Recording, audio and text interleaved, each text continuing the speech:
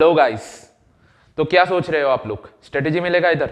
बिल्कुल नहीं, क्योंकि स्ट्रेटेजी करके कुछ होता ही नहीं है। देखो, मैं तुम्हें स्ट्रेटेजी तो नहीं दे सकता हूं, पर अपना एक्सपीरियंस दे सकता हूं। जो तुम लोग बोलते हो ना कि जेई के फर्स्ट अटेम्प्ट के बाद मैं डिप्रेशन पे चला गया हूँ, जेई के बाद ऐसा लगता है मुझसे कुछ नहीं होगा या फिर मैं बेकार हूँ। सुनो, ये सब कुछ नहीं होता है। ट्रस्ट मी, ये सब कुछ नहीं होता है। जो होता है ना, वो सिर्फ कॉन्सिक्वेंसेस है।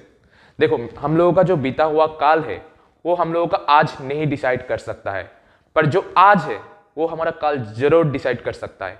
तो देखो, हम लोग, जो लोग तुम बोलते हो कि मैं डिप्रेशन पे चला गया हूँ, मुझे लगता है मेरा कुछ नहीं हो सकता है, सिर्फ अपने आप से दो सवाल पूछ लो कि क्या इस दिन के लिए, ये सब सोचने के लिए तुमने स्टार्ट किया था, और आगे जो हम लोगों के पास टाइम है उससे हम लोग क्या क्या कर सकते हैं। चलो, let me introduce my self. जैसा कि आप लोग जानते हो, मैं हूं आप लोगों का फेवरेट अनिरुद्ध दादा, सारणी दादा हूं, और आप लोग देख रहे हो आप लोगों का ये channel NEET JEE with Alpha. तो चलो, आज के इस वीडियो में हम लोग बात करेंगे कि आगे जो आने वाला जेई है उस पे हम लोग क्या कर सकते हैं।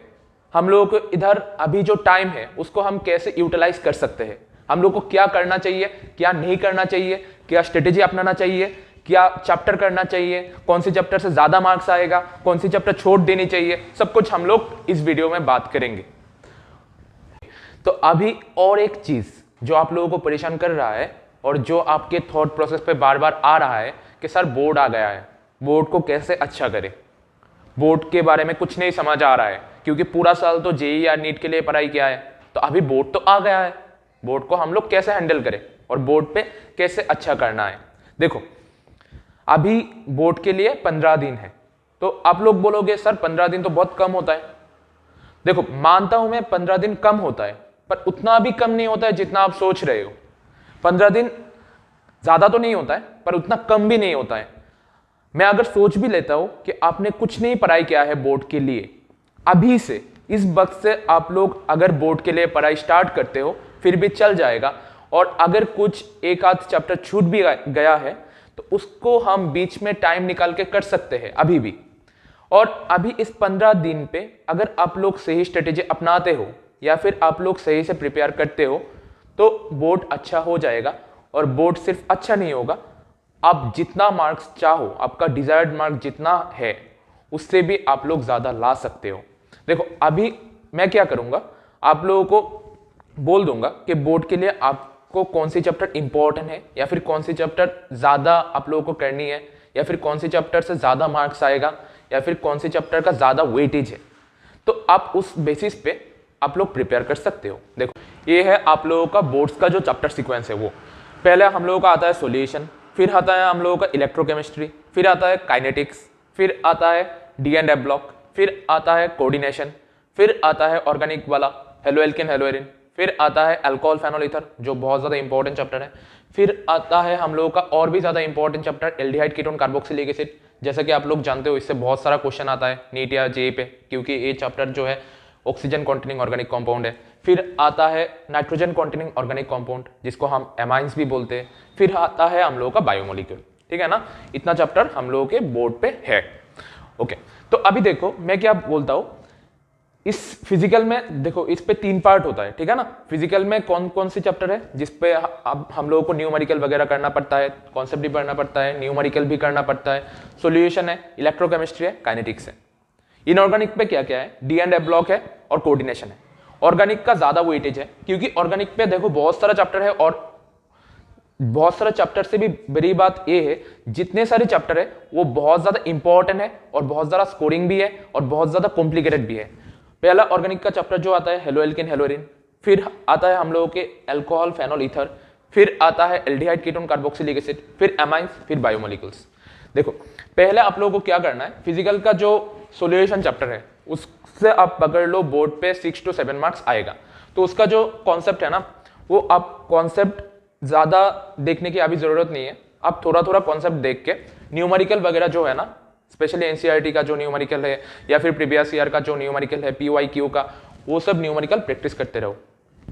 फिर आता है हम लोगों का इलेक्ट्रोकेमिस्ट्री। इलेक्ट्रोकेमिस्ट्री में जो आप जानते हो कि उससे वो भी बहुत ज़्यादा स्कोरिंग है, उससे भी 6 to 7 मार्क्स आ सकता है।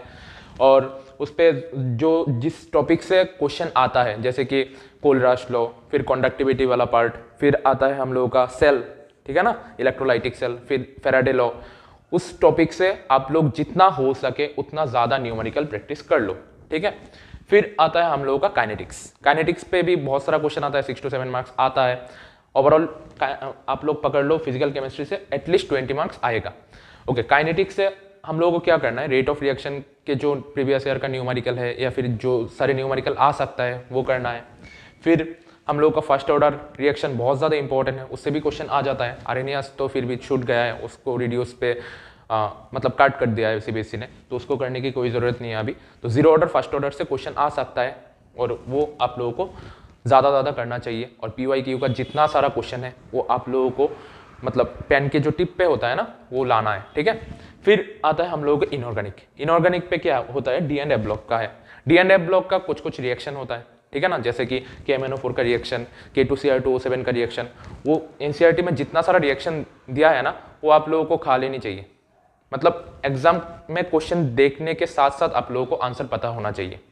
और PYQ का जितना सारा क्वेश्चन है ना, D&F ब्लॉक से जितना सारा क्वेश्चन आया है कि ये रिड्यूसिंग है, वो ऑक्सीडाइजिंग एजेंट क्यों है, ये ऑक्सीडाइज करता है, ये रिड्यूस क्यों करता है, KMNO4 के साथ इसका रिएक्शन करा दिया क्या होगा, K2Cr2O7 के साथ इसका रिएक्शन करा दिया क्या होगा, वो सारे कुछ आप लोगों को दिमाग पे फिट होना चाहिए। फिर आता है बहुत ज़्यादा इंपॉर्टेंट चैप्टर, वो है कोऑर्डिनेशन, जिससे 7 to 8 या फिर उससे भी ज़्यादा मार्क्स आ सकता है। 3 मार्क्स का एक क्वेश्चन पक्का आएगा, 2 मार्क्स का भी आएगा, या फिर उससे मतलब बहुत सारा क्वेश्चन आ सकता है, ठीक है ना, 5 मार्क्स का भी आ सकता है। चलो कोऑर्डिनेशन पे हम लोग क्या करेंगे, कोऑर्डिनेशन पे बहुत सारा टॉपिक है जैसे कि आप लोग जानते हो। और सबसे ज़्यादा इंपॉर्टेंट और सबसे ज़्यादा जो बोर्ड पे पूछता है कोऑर्डिनेशन से वो है BBT, बैलेंस बॉन्ड थ्योरी।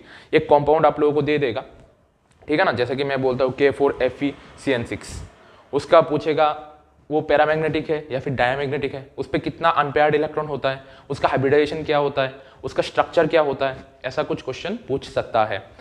फिर आता है CFT पे बहुत सारा क्वेश्चन आ सकता है, जैसे कि कॉम्पाउंड दे देगा CuNH3 थर्ड ब्रैकेट पे SO4, उसका पूछेगा कि उसके साथ उसके अंदर कितने अनपेयर्ड इलेक्ट्रॉन है, सेंट्रल मेटल के पास कितना सारा अनपेयर्ड इलेक्ट्रॉन है। CFT पे भी बहुत सारा क्वेश्चन आ सकता है, ठीक है। फिर और भी आयोपेक बहुत ज़्यादा इंपॉर्टेंट एक टॉपिक है, ठीक है ना, K4FeCN6 का आयोपेक नाम क्या है, ये सारे जो रूल है जैसे हम लोग उसका नामकरण करते हैं, जैसे आयोपेक ने, international union of pure and applied chemistry ने जैसे हम लोगों को बोला है कि नाम देने के लिए, वो सारे रूल आप लोगों को पता होने चाहिए। और वो सारे रूल अप्लाई करके कैसे कोऑर्डिनेशन कंपाउंड का नाम देते हैं वो भी आप लोगों को पता होनी चाहिए, ठीक है। तो कोऑर्डिनेशन करने के बाद हम लोग जाएंगे ऑर्गेनिक के पास। ऑर्गेनिक पे जितना ज़्यादा हो सके आप लोगों को कन्वर्शन करना है, रिएक्शन रिवीजन करना है, जैसे कि हेलोएल्किन हेलोइरिन से आप लोगों को रिएक्शन बहुत सारा प्रैक्टिस करना है। कन्वर्शन जो होता है जैसे कि क्लोरोबेंजीन से कैसे हम लोग नाइट्रोबेंजीन बना सकते हैं, क्लोरोबेंजीन से कैसे हम एनिलीन बना सकते हैं, ठीक है ना। फिर मिथाइल क्लोराइड से कैसे इथाइल क्लोराइड बना सकते हैं, वो जितने सारे कन्वर्शन हो सकता है वो आप लोगों को प्रैक्टिस करना है, ठीक है। फिर क्वेश्चन जितना सारा थोड़ा बहुत क्वेश्चन होता है कि क्लोरोबेंजीन क्यों न्यूक्लियोफिलिक सब्स्टिट्यूशन इतना इजीली क्यों नहीं करता है, क्योंकि क्लोरीन बेंजीन के साथ रेजोनेंस पे पार्टिसिपेट करता है और क्लोरीन और बेंजीन के बीच में जो बॉन्ड है वो डबल बॉन्ड हो जाता है। इसके लिए क्लोरीन को निकालना आसान नहीं होता है, उसको निकालने के लिए we have to apply high pressure and high temperature. वो जितने सारे कॉन्सेप्ट है, जितना सारा कॉन्सेप्चुअल क्वेश्चन है वो भी आप लोगों को बहुत अच्छे से पता होना चाहिए। जो स्पेशली वो सारा क्वेश्चन जो PYQ में है, जो सारा क्वेश्चन प्रीवियस ईयर में आया है वो सारा क्वेश्चन आप लोगों को बहुत अच्छे से पता होनी चाहिए, ठीक है। फिर हम लोग आएंगे अल्कोहल फेनॉल ईथर के पास, वो बहुत ज़्यादा इंपॉर्टेंट चैप्टर है और बहुत ही प्यारा सा चैप्टर है। उससे आप लोगों को क्या करना है, उससे आप लोगों को कन्वर्शन ज़्यादा से ज़्यादा करना है और रिएक्शन जितना सारा हो सकता है उतना सारा करना है। और इधर पर बहुत सारा नेम रिएक्शन है वो भी आप लोगों को बहुत अच्छे से पता होनी चाहिए, जैसे कि डाउस प्रोसेस, फिर होता है विलियमसन ईथर सिंथेसिस, फिर होता है जितना सारा रिएक्शन होता है, ठीक है ना, जितना सारा होता है, जैसे कि कोलबेस रिएक्शन, ठीक है, राइमर-टिमन रिएक्शन, जितना सारा नेम रिएक्शन होता है ना वो आप लोगों को बहुत अच्छे से पता होनी चाहिए, क्योंकि 3 मार्क्स पे पूछ सकता है कि राइमर-टिमन का रिएक्शन लिखो या फिर कोलबेस रिएक्शन लिखो, विलियमसन ईथर सिंथेसिस के बारे में बोलो, AB आइडेंटिफाई करो, ये सारा कुछ पूछ सकता है। इसलिए ये जितने सारे रिलेटेड क्वेश्चन है ना वो आप लोगों को बहुत अच्छे से पता होने चाहिए, ठीक है। फिर आते हैं एल्डिहाइड कीटोन और कार्बोक्सिलिक एसिड के पास। उस पर भी बहुत सारा नेम रिएक्शन है, बहुत ज़्यादा इंपॉर्टेंट क्वेश्चन है, बहुत सारा कॉन्सेप्चुअल क्वेश्चन है, उसको भी हम लोगों को बहुत अच्छे से कवर करना है। प्रीवियस ईयर में जितना सारा क्वेश्चन आया है, जितना सारा कन्वर्शन आया है, जितना सारा नेम रिएक्शन आया है और जितना सारा नेम रिएक्शन एनसीईआरटी में दिया हुआ है, सब हम लोगों को बहुत अच्छे से कवर करना है और एनसीईआरटी एक्सरसाइज जरूर करना है, ठीक है। फिर हम आते कंपैरेटिवली बहुत इजी चैप्टर है एमाइंस एंड बायोमोलिक्यूल्स। और बायोमोलिक्यूल्स का स्पेशली जो है ना, उसके ग्लूकोज का बहुत सारा रिएक्शन है। बेसिकली एनसीईआरटी में भी बहुत सारा रिएक्शन दिया हुआ है ग्लूकोज का, ठीक है ना। ग्लूकोज ऐसा करके स्ट्रक्चर बना के बहुत सारा रिएक्शन दिया हुआ है कि ग्लूकोज के साथ HiO4 आप लोग दोगे तो क्या होगा, HNO3 दोगे तो क्या होगा, H2SO4 दोगे तो क्या होगा, ठीक है। तो ग्लूकोज का जो जितना सारा रिएक्शन होता है ना एनसीईआरटी के, आप लोग देख लेना एनसीईआरटी में ग्लूकोज का जितना सारा रिएक्शन दिया हुआ है वो हम लोगों को बहुत अच्छे से कवर करना है, क्योंकि ग्लूकोज से बहुत सारा क्वेश्चन हम लोगों के बोर्ड पे आता है, ठीक है। फिर ग्लूकोज कवर करने के बाद हम एमाइनो एसिड के बारे में भी थोड़ा बहुत पढ़ लेंगे, क्योंकि उससे भी कॉन्सेप्चुअल क्वेश्चन आ सकता है कभी कभी। और एमाइंस का जो है वो हम लोगों को बहुत अच्छे से कवर करना है, जैसे कि कुछ नेम रिएक्शन है बहुत ज़्यादा इंपॉर्टेंट है, उसको हम लोग बहुत अच्छे से कवर करेंगे। कार्बाइलेमेंट रिएक्शन, फिर HBD रिएक्शन जिसको हम लोग बोलते हैं क्या बोलते हैं, हॉफमैन ब्रोमाइड डिग्रेडेशन, ठीक है। कार्टियास रिएक्शन, वो बहुत अच्छे से हम लोग कवर करेंगे और उसका रिएक्शन, उसका मैकेनिज्म बहुत अच्छे से देख के जाएंगे। और भी बहुत सारा कॉन्सेप्चुअल क्वेश्चन है, जैसे कि एक्वास मीडियम पे 2 डिग्री अमाइन का बेसिसिटी ज़्यादा होता है, क्यों ज़्यादा होता है, 3 डिग्री या फिर 1 डिग्री से क्यों ज़्यादा होता है, वो सब जितने सारे कॉन्सेप्चुअल क्वेश्चन है, जितने सारे कॉन्सेप्चुअल क्वेश्चन आ सकता है या फिर प्रीवियस ईयर में आया है, वो हम लोग बहुत अच्छे से कवर कर लेंगे, ठीक है। ओके, तो देखो ये हो गया बोर्ड के लिए आप लोगों को क्या क्या करना है और कैसे करना है, ठीक है। सुनो, अब मैं क्या कर सकता हूँ आपके लिए, ठीक है। मैं आपके बड़े भाई के तौर पे या फिर आप लोगों के मेंटोर के तौर पे मैं क्या कर सकता हूँ, तो मैं क्या करता हूँ, मैं आप लोगों को डिस्क्रिप्शन पे एक व्हाट्सएप लिंक दे देता हूँ, व्हाट्सएप ग्रुप का लिंक दे देता हूँ। उसको आप लोग क्लिक करके, वो लोग सिर्फ क्लिक करना जो इस बार नीट पे APR होगा या फिर JEE पे APR होगा या फिर बोर्ड्स देंगे, ठीक है। आप लोग उस पर क्लिक करके एक व्हाट्सएप ग्रुप पे ज्वाइन कर सकते हो, उसका नाम है नीट JEE विद अल्फा, ठीक है। और उस ग्रुप पे मैं क्या करता हूँ, आप लोगों के लिए हमेशा डेली बेसिस पे या फिर 2-3 दिन पे कुछ ना कुछ नया अपडेट दे देता हूँ। मतलब किस तरीके का क्वेश्चन आ सकता है, किस तरीके का क्वेश्चन आएगा, किस तरीके का क्वेश्चन आप लोगों को प्रैक्टिस करना है। और कुछ प्रॉब्लम होता है या फिर कुछ क्वेश्चन का अगर डाउट होता है तो आप लोग, मेरे व्हाट्सएप नंबर तो मिल ही जाएगा, उस पर आप लोग ड्रॉप कर देंगे तो मुझे मिल जाएगा और मैं अपनी तरफ से जितना हो सकता है उतना आप लोगों की प्रॉब्लम दूर करने की कोशिश कर सकता हूँ, ठीक है। और एक चीज़ मैं कर सकता हूँ, इस कमिंग 15 को, ठीक है, कमिंग 15 को और कमिंग 18 को मैं एक मेजर टेस्ट रख देता हूँ, ठीक है।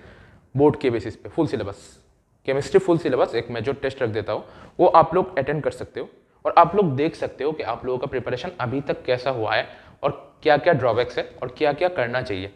इससे ये होगा कि आप लोगों का जो एग्जाम फोबिया है ना, बोर्ड का एग्जाम कैसा जाएगा, बोर्ड का पेपर कैसा जाएगा, अगर मुझे नहीं आता है तो मैं क्या करूँगा, वो सब दूर हो जाएगा।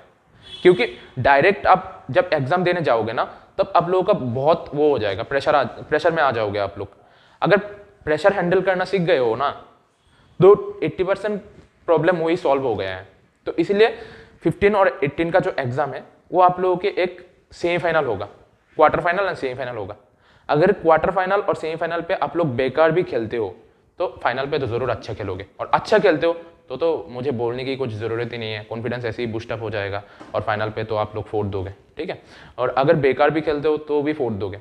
ओके, तो देखो नेक्स्ट पॉइंट क्या है। नेक्स्ट पॉइंट है, हम लोग बोर्ड के लिए तो ये सब करने वाले हैं, ये सब कुछ कर रहे हैं, पर JEE को भूलना नहीं है, क्योंकि बोर्ड के बाद आप लोगों को JEE के लिए ज़्यादा टाइम मिलने वाला नहीं है। JEE बोर्ड खत्म होगा, JEE फटक से आ जाएगा, क्योंकि जैसे कि आप लोग जानते हो अप्रैल का फर्स्ट वीक से ही JEE है, तो उसके लिए आप लोगों को बोर्ड खत्म होने के बाद ज़्यादा टाइम नहीं मिलेगा, ठीक है। और JEE को हम लोग भूल गए तो क्या होगा, बोर्ड तो अच्छा कर लेंगे, बोर्ड पे 4 के आ गए, पर जब कॉलेज के एडमिशन की बारी आई तब कॉलेज ही नहीं है एडमिशन लेने के लिए। तो ऐसा नहीं होना चाहिए ना, तो बोर्ड को तो अच्छा करना ही है और मुझे पता है वो आप लोग कर लोगे और मैं आप लोगों के साथ हूँ। पर JEE को भी भूलना नहीं है, JEE को भी अगर हम लोग छोड़ देंगे ना तो बहुत दिक्कत हो जाएगा सेकेंड अटेम्प्ट में। और फर्स्ट अटेम्प्ट के बाद, जैसे कि कुछ लोग अभी बोल रहे हैं, कुछ बच्चे अभी बोल रहे हैं फ्रस्ट्रेशन पे, डिप्रेशन पे, सेकेंड अटेम्प्ट के बाद ऐसा नहीं होना चाहिए, ठीक है। और मैं अपनी तरफ से पूरी कोशिश करूंगा कि आपके साथ ऐसा ना हो, ठीक है।